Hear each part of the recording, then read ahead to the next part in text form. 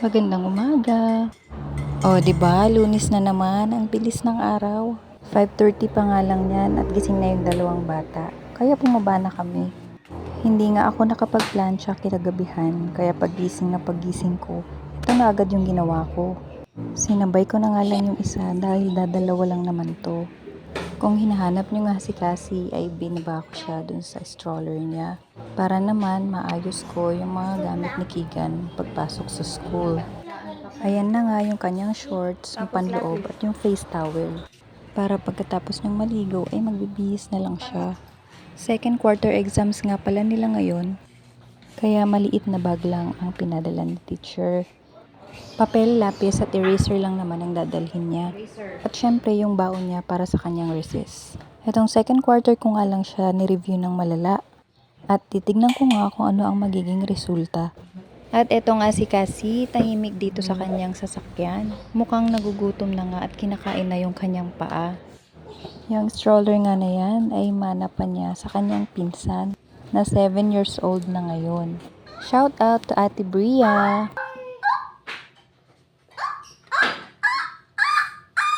Wa!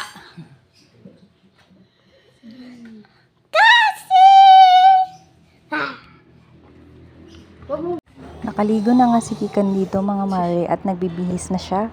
Ramdam na rin talaga ang Christmas sa umaga dahil malamig na. Pinilit ko nga siyang maligo dyan dahil mag-e-exam nga siya at para hindi rin siya antukin.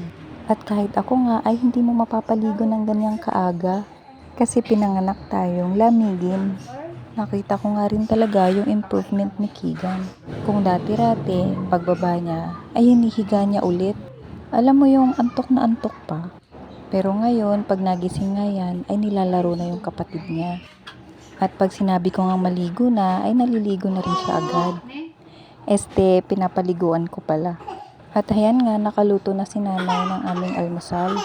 Si nanay talaga ang unang nagigising at nagluluto na rin. Kaya maswerte tayo at may nanay tayong pinagluluto pa tayo. At ito nga, nauna na kami ni Cassie dito. Dahil nagbibihis pa si Keegan. At ito nga si Cassie hindi makapaghintay. Pero luto na rin yung patatas niya. Inibabaw ko nga lang yun sa sinaing. At ihahain ko na rin dahil mukhang gutom na gutom na.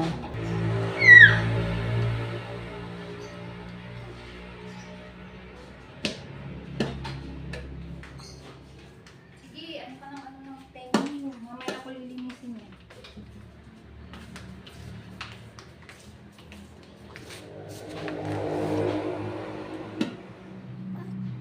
Cassie's potato. Lotion time. Binilhan ko nga si Keegan ng lotion dyan.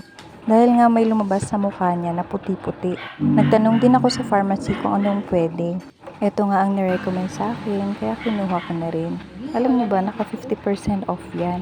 Cetaphil nga pala ang gamit nilang dalawa ni Cassie.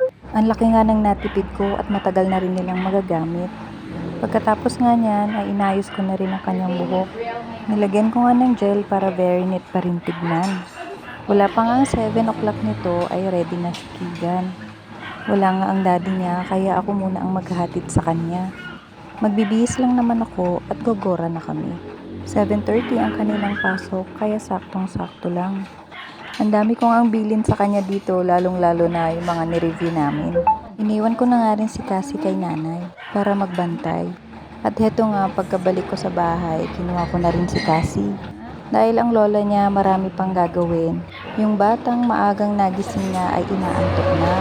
Pinalitan ko na muna nga siya ng damit. At ito, ganun kabilis oh. Nilaro-laro nga muna si Cassie dito hanggang sa makatulog siya. At dito na rin natatapos ang ating morning routine vlog. Salamat!